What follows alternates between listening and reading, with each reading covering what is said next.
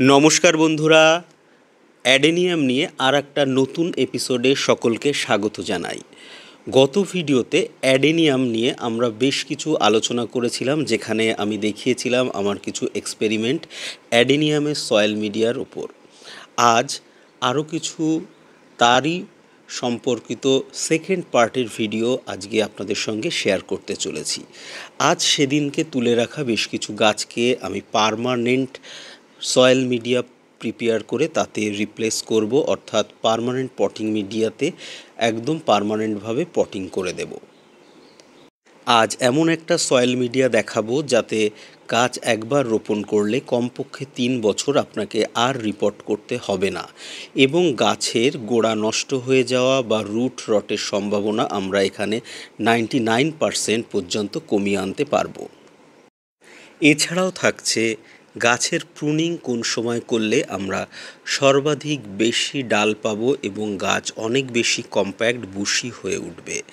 তাছাড়াও দীর্ঘদিন যাবৎ গাছ ভালো থাকবে, তার কর্ডেক্স আরও সুন্দর হয়ে ওঠার বিভিন্ন উপায়।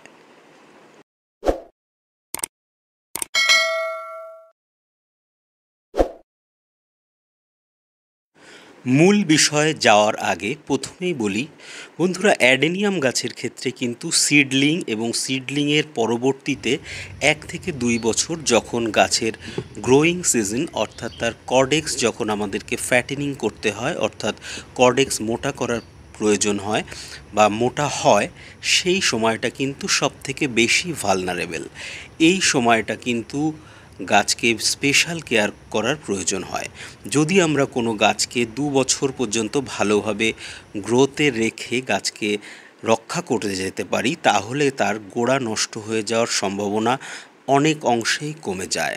সেটা 99 থেকে আরও বেশি পরিমাণও হতে পারে। অর্থাৎ দেখা গেল কারো 100টি গাছ থাকলে বছরে তার একটি গাছও নষ্ট হবে না, এমন হয়ে যাবে। কর্ডেক্স মোটা করার জন্যে আমরা সাধারণত মিডিয়াতে কোকোপিট ব্যবহার করি। আগের ভিডিওতে আমি আলোচনা করেছিলাম যে কোকোপিট 6 মাস পর্যন্ত ভালো থাকে মোটামুটি, এবং এর পরে আমাদেরকে রিপোর্ট করে দিতে হয় আবার নতুন একটা মিডিয়া প্রস্তুত করে। এরকম যদি আমরা অন্তত 1 থেকে 1.5 বছর করতে পারি, তাহলে গাছের কর্ডেক্স অনায়াসে খুব সুন্দরভাবে মোটা হয়ে ওঠে। এর পরবর্তীতে গাছ অনেকটাই হার্ডেনিং হয় যখন আমরা গাছকে তুলে অন্তত 20-25 দিন বাইরে ফেলে রাখি, বা হাওয়ায় বা আমরা ইনডোরে কোনো শেডি জায়গায় রেখে দিয়ে কর্ডেক্সটাকে হার্ডেনিং করে নিই। এরপর কিন্তু গাছ আমরা পার্মানেন্ট মিডিয়াতে যদি রোপণ করে দিই, তাহলে কিন্তু গাছের মর্টালিটি রেট প্রায় 100%-এর কাছাকাছি কিন্তু কমে যায়। অর্থাৎ গাছ আমরা মোটামুটি ভালোভাবে সেফ করে রাখতে পারবো, গাছের মর্টালিটি রেট একদমই কমে যাবে। তাহলে মূল সতর্কতা হচ্ছে গাছ কেনার পর প্রথম 1 থেকে 2 বছর। এই 1 থেকে 2 বছর পর আমরা যদি গাছকে পার্মানেন্ট মিডিয়ায় প্রতিস্থাপন করি বা পার্মানেন্টলি রোপণ করে দিই, তাহলে সেই গাছকে আমাদের আর 5-6 মাস পর পর রিপোর্ট করতে হবে না। আজ দেখাবো পার্মানেন্ট মিডিয়ার প্রিপারেশান। পার্মানেন্ট মিডিয়া প্রিপারেশানের জন্য সবথেকে উৎকৃষ্ট সার হচ্ছে পাতা পচা সার। দেখুন, এটা বাজার থেকে কিনে আনা কোনো একটা ভালো কোম্পানির পাতা পচা সার।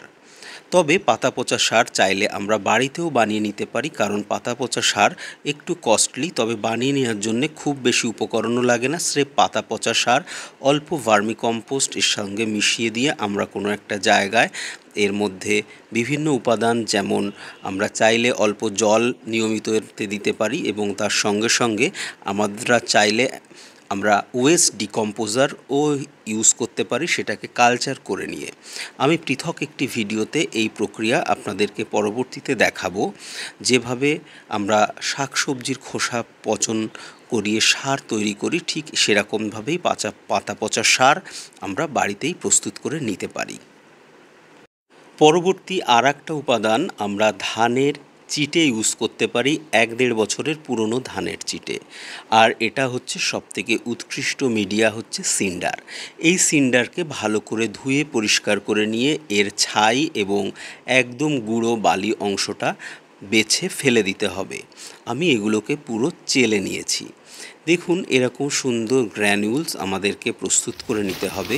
আজকের মিডিয়াতে কিন্তু এই উপাদান থাকবে মোটামুটি 50% এবং বাকি সব উপাদান মিলে আর 50% মিলে আমরা 100% বা সম্পূর্ণ একটি পার্মানেন্ট মিডিয়া প্রস্তুত করব। প্রথমে নিয়ে নিয়েছি 50% সিন্ডার এবং তার মধ্যে আমি এই ধানের চিটে দিয়েছি মাত্র 10%।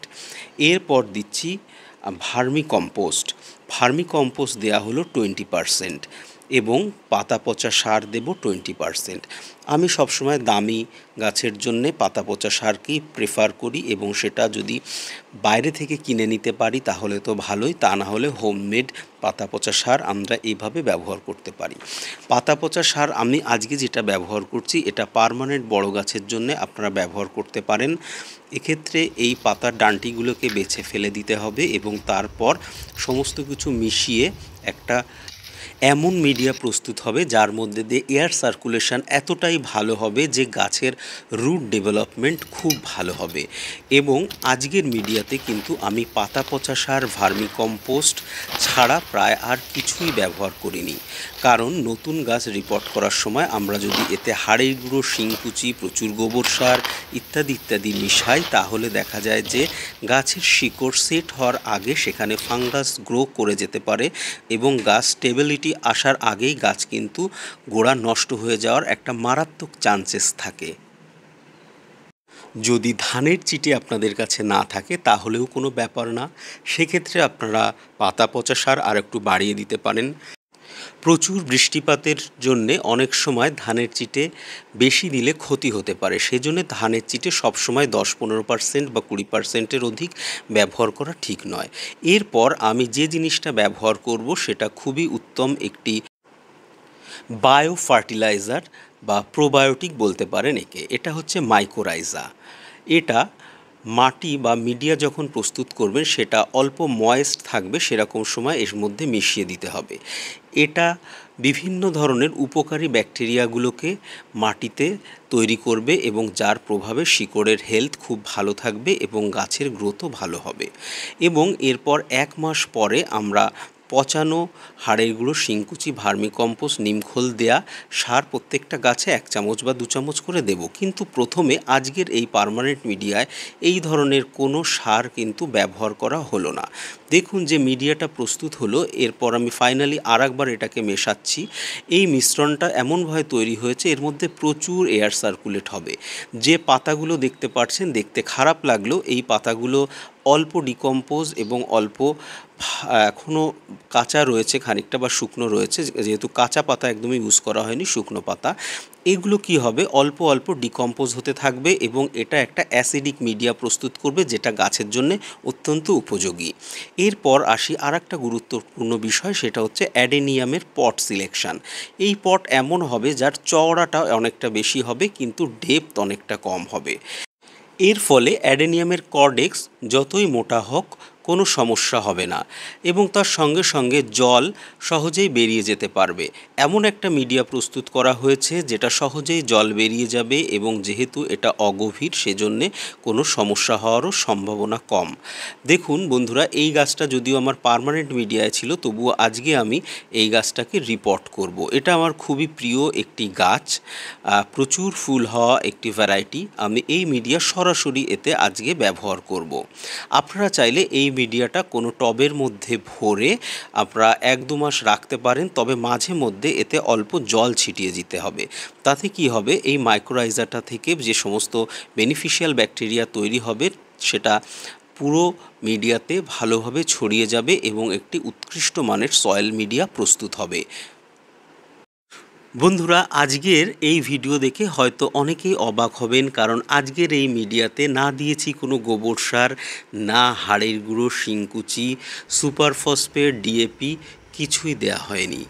কিন্তু এই মিডিয়ায় কিন্তু পার্মানেন্ট মিডিয়া। এর পরবর্তীতে 1 মাস পরে গাছ যখন ধরে যাবে তখন আমরা এর সাইড থেকে অল্প সরিয়ে মাটি বা মিডিয়া সরিয়ে আমরা 1-2 চামচ করে দেব, কারণ প্রথমে দেয়াটা অনেক ক্ষেত্রে ফ্যাটাল হতে পারে। গতদিন তুলে রাখা সমস্ত গাছগুলো 1 সপ্তাহ আমি গোড়ায় ফাঙ্গিসাইড লাগিয়ে শুকিয়ে নিয়ে তারপর এখানে রোপণ করে দিয়েছি। আর একটা গুরুত্বপূর্ণ বিষয় আজকে শেয়ার করি। এই সময় যে গাছ রোপণ করলাম, এই গাছে কিন্তু কোনো প্রুনিং করিনি, জাস্ট যেমন গাছ ছিল তেমনি আমরা রোপণ করেছি।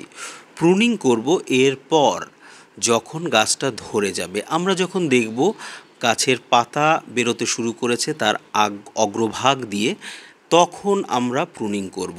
এবং প্রুনিং তখনই করব যখন 2-1 পশলা বৃষ্টি হবে, অর্থাৎ বাতাসে আপেক্ষিক আর্দ্রতাটা বেশি, সেই সময় তখন প্রুনিং করলে গাছের যে জায়গা দিয়ে প্রুনিং করব সেখান থেকে 2 থেকে 3টি বা তার অধিক ডাল বেরোবে। অনেক ক্ষেত্রে দেখা যায় গাছের ডালপালা কেটে গাছকে প্রুনিং করলে সেখান থেকে নতুন শাখা প্রশাখা পেতে অনেকটা সময় লাগে এবং অল্প সংখ্যক শাখা প্রশাখা পাওয়া যায়। যদি গাছটা একবার ধরে যায়, অর্থাৎ বৃদ্ধি হতে শুরু করে, অর্থাৎ ধরে নেওয়া যায় সে মাটিতে তার শিকড় দিয়ে দিয়েছে এবং সেখান থেকে সে খাবার গ্রহণ করতে শুরু করেছে, তখনই প্রকৃত সময় যখন আমরা গাছকে প্রুনিং করতে পারি।